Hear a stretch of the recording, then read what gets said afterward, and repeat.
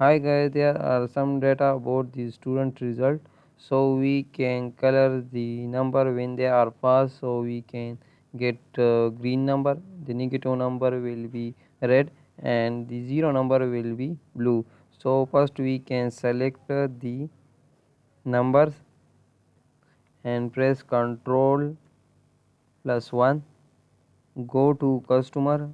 Here we can remove the journal and type square bracket green, then close the square bracket and hash semicolon, then square bracket, write red for negative value, so type negative hash semicolon, then we can square bracket, type blue, square bracket close, then 0 hash and semicolon, and then OK. Here we can see that 0 is blue, the positive value is green and the negative value is red.